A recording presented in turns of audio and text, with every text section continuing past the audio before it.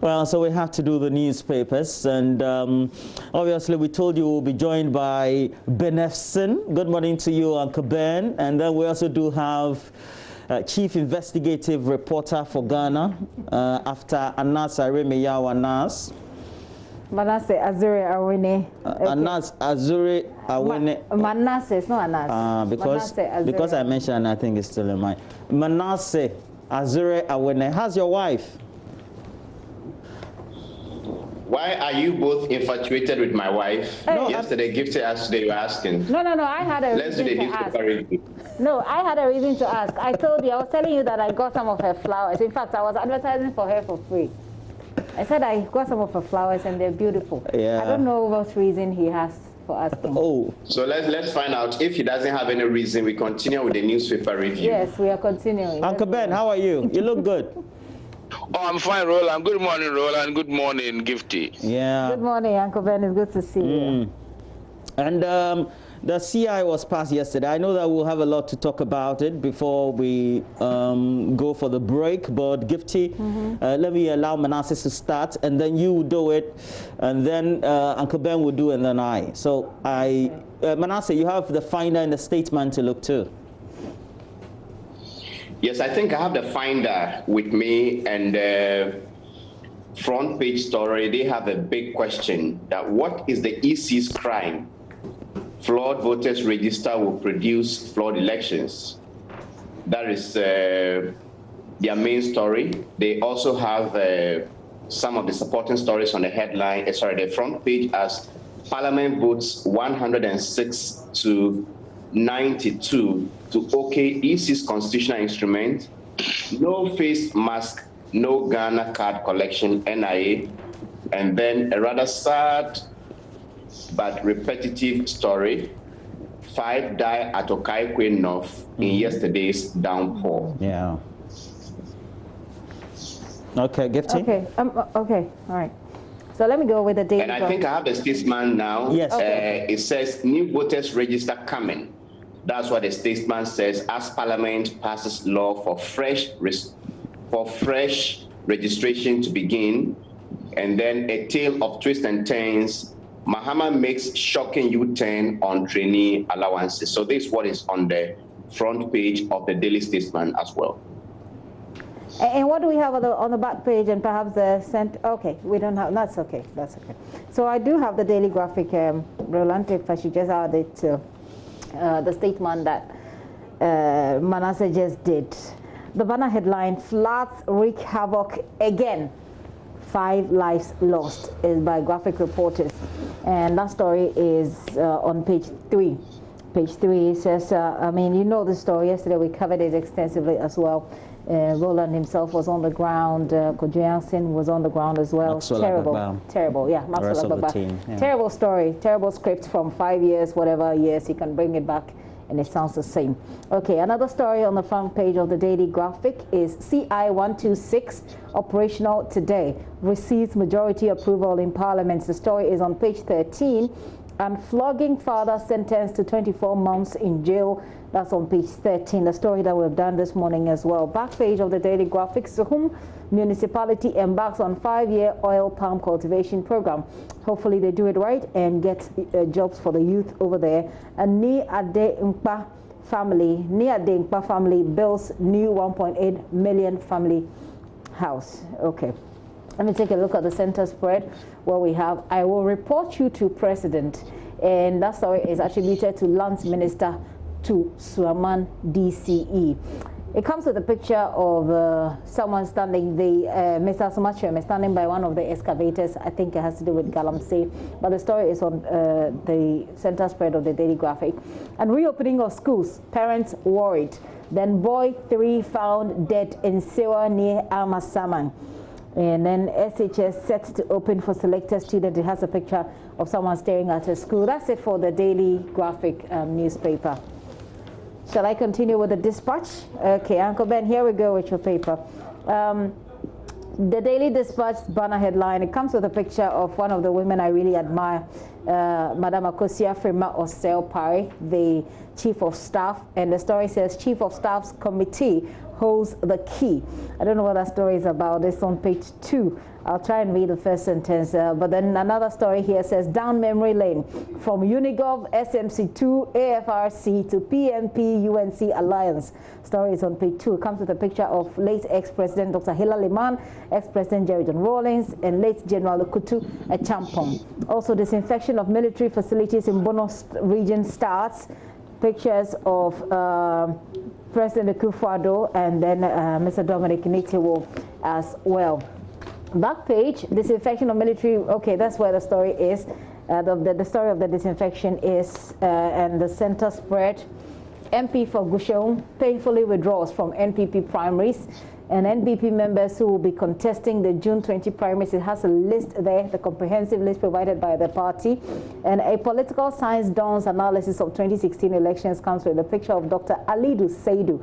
Then coronavirus, an effective communication against COVID-19 is family communication. There's a story continued from page 3. And Roland, I did say that I wanted to take a look at the Frema Osel Pari story on page 2. Just a quick look at the very first sentence. And okay, am I on page 2? All right, yeah. It says that okay, I can't find it. I can't find it, but hopefully we'll be able to find it along the line. So. Can I then yes, do the... please, Uncle Ben, please, you have the Ghanaian Times and the Observer. Yes, that's right. Let me start with the Observer. The Observer has its front page. MPs back new CI, that is for the new register.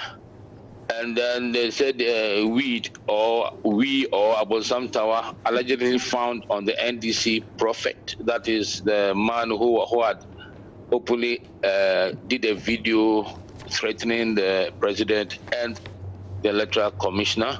Then the government to fund 5,000 entrepreneurs. Then Sunyani Barracks undergoes disinfection. For the Ghanaian Times, again, Accra underwater again after 4-year dump, property destroyed. And then there is 170,000 MSMEs apply for COVID-19 business support scheme. Yeah, I think I will do 3 of the newspapers. I'll do the Custodian first, and good morning to you. I will do Mahama. You're the managing editor, somebody we all know so well. And has on the front page, documents for new voters register on June 30. And it has an attached picture of Mrs. Jean Mensah, chairperson of the EC. EC gets legal backing, justifies exclusion of old ID card on the front page of the Custodian. Yeah. Now, we also do have MPP warns MP aspirants, issues full list of qualified candidates, Bost rubbishes NDC's claim on contaminated fuel. Adengpa family to get 1.8 million Ghana City home facility. I just keep wondering how many people will be sharing the 1.8 and what value will be ultimately. That's the whole point about getting related judgments and all that. Okay, and the Adingpa family of Jamestown has cut saw for the commencement of construction works on a 3-story ultra-modern residential building. Hello, the family done the near De Tego yesterday, did the sword cutting ceremony. Okay, and then we have the Daily Guide. Daily Guide has on the front page, killer NDC apostle caged, we found on him. Has an attached picture with a caption, busted, with an exclamation in capitals. You know what it means? Apostle Kwapena Usweje there. And then we also do have voter registration begins June 30. CI 126 passed, and Sunyani military barracks disinfected.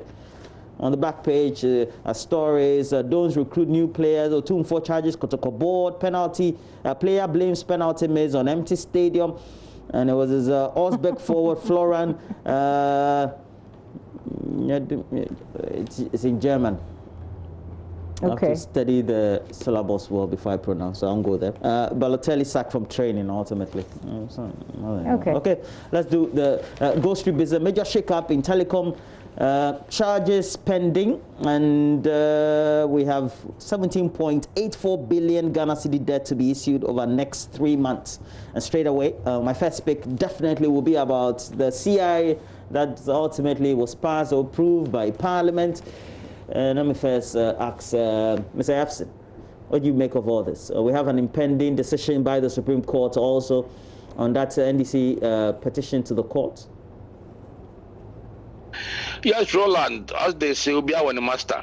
Parliament, as the executive, they all have their master in the judiciary. So I believe that they've passed it. I think yesterday, that is on Monday, the Electoral Commission brought their legal reasons for wanting to exclude, I'm sure, in the voters register. And I think on Thursday, the court resumes. And like I told the other time, I'll be very surprised if the case runs beyond 2 weeks. And I'm sure by 20th, I think we should be able to have a clear discussion whether the CI will be rendered useless or whether the CI they've passed will be effective. And this has become a lot of controversy over the last couple of weeks. But we do know that there are indeed people who have the voters register, the existing voters registration card. Ultimately also will mean that their exclusion will mean fresh queues, and then you get your name in there. Manasseh, what have you made of this brouhaha in the first place, and the decision that seems to be facing the Supreme Court? Well, for what is before the court, I cannot, or I wouldn't want to make a comment on it for now, because the judges should be given the opportunity to weigh the evidence of what they have and then come out. But I have had a position against this new voters register since 2016. And I believe Jim Mensah and her team are doing this nation a great disservice. If we have claimed in the past that we couldn't get the right documents to compile a new register, and in all of these, we're told that the national ID would serve as the most authentic Ghanaian document. And then we haven't finished with the national ID. Why are we rushing? I believe all of this is an agenda from the New Patriotic Party, and they started in 2016 thereabouts, saying that there were so many aliens who had come to the Volta region, especially around the Ketu South area. They've come from Togo to register the Volta region, so they wanted to change it. That is when this argument started. The EC at the time said no, the register was credible, we could use it for election. And you had very explosive comments from people like Samia Uku, who said on Facebook that a youth revolution was imminent and that the cost of violence was more than the cost of a new voters ID. And it's all on Facebook. I still have those ones, but I think Ghana was a bit more tolerant at the time for those views than now. But what I'm saying is that the Electoral Commission is doing Ghana a disservice. And if you look at almost every civil society group, let's even ignore the NDC and MPP, but almost all the civil society organizations to which Jim Mensah's IEA is a member, they all came out and said, no, we didn't need a new register. We can make do, we can have the election with this one. But it seems that from where I sit, in my opinion, this Electoral Commission is bent on carrying out the mandate or the wish of a particular political party. Because if you look at the various things MPP talked about, even including the use of this old voters register. So I think it is not the right thing to do, but the EC is bent on doing it. So we all wait and see how things go on from now, because we don't even have much time. And if you're looking at people going to guarantee for others, it would drag the process a bit longer because as I sit here, I don't have the national ID. I travel, so I have a passport. But as to whether I'll be willing to go and then stand in a long queue, risk my life in this COVID and register again is another problem. You mean you won't vote in 2020? I don't understand you. I think the point is Manasseh is making. It's a point that you hear a lot of Ghanaians, especially people within the middle class make that. Why would I want to queue in these times when there is a pandemic? Why would I want to go and register? We've had this conversation in the You wear face masks. Yeah, but we've had this conversation in the news. And it's not even about the registration alone, Gifty. It's not about the difficulty in registration alone, but if you look at the candidates who are, I, for instance, was so much disappointed in President Mahama in 2016, and then we had hopes in Nana Akufo-Addo that at least he would bring some level of sanity into how this nation is governed. But as I sit here again, I'm so disappointed in what I see, and I can't believe my eyes and my ears that we are living under somebody who is or touted as a very strong anti-corruption person, a very staunch human rights campaigner. The things that are happening, if somebody tells me my vote is my power, I no longer believe I can vote, but whatever they want to do, they'll come and do it. So there's no reason to vote. Mr. Benefsin, I've had reason also to perhaps side with Ghanaians who especially live in border communities. And I know that the focus of the MPP campaign was in the Volta region, but we have border communities in northern Ghana, in Bono, Ahafo region especially. And look, you find Ghanaians who live on the other side of the border, they work here, they sometimes also live here and work the other side, they have relations, and indeed you trace their genealogy, they are indeed Ghanaians and obviously need to claim that right. These exclusions remain critical to them. You know, when in 2016, the MPP group led my vote count, went on demonstration. They did a series of public actions against G. Mensah, against Shalatosei. I advised them go to court. When the NDC started this agitation, as far back as January, I said, look, I think that the only platform, the only group which can tell the EC, because I think that I believe in testing the law. The only platform will be the Supreme Court to test. And after 4.5 months, the NDC has gone to court. I mean, why I advised them to go to court early, Roland and Gifty, was that if demonstration did not buckle Shalatosei's needs to kowtow to their demands, why did the NDC think that doing demonstrations first will allow J. Mensah to buckle? Now, on this border issue concerning Ghanaians who crisscross for their daily bread, I think that even before maybe the Supreme Court gives its judgment, I suspect that the Fulani Association of Ghana would go to court because from what I'm hearing reliably, the NIA has captured over 1 million of them and they are refusing to give them the cars. First and foremost, if the NIA thought that they were not eligible, why do you capture them in the first place? If you Google, they will give you, I think as at 2018, it gives you a population of 850,000. The Fulani Association, they've been doing a lot of agitation, and their question is, if the second lady is one of us, why can't we vote? And I think that case will go to court and that will settle, because the determination of the Fulani case and the Supreme Court could, I'm not saying must or will, I'm using the word could, find a middle way between these entrenched positions. All right. Okay, so my pick would have been, and of course, because it breaks my heart when people die. 5 people have died, but I decided not to talk about it because I don't know. I'm fatigued about talking about floods and the fact that it's killing people. Yesterday I said that if you took a script from 5 years ago or so, you compare it, the story will be the same. But may the souls of those who have departed rest in peace. And I really hope against hope that the people who live around these areas will do the right thing by not dumping refuse in there. I'm at my wit's ends as to what exactly can be done to deal with that particular situation. But I'm excited about this story that's on the Daily Dispatch. That says that Chief of Staff's committee holds the key. I found the story, and it's talking about calming tensions within the MPP. I mean, political tensions, Is it because of the list that has... Well, there have been a lot of agitation within the party. Even after the list?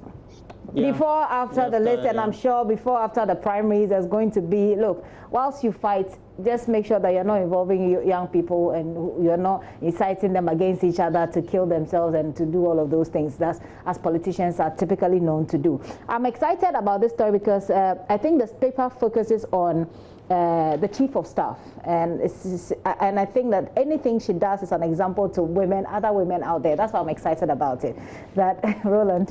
Yes, ma'am. That I believe that her ability to deal with this properly, this intra-party conflict, will serve as a good example for all female leaders and for other young women as well. That's why I'm excited about it. Well, I think that's a good pick. And Roland, I think that if I can just explain, the NPP has formed what they call a conflict resolution committee. Yes. And the Chief of Staff heads the committee, includes McMenu, Mr. Peter McMenu, and Mr. Hakmausu Ajuman.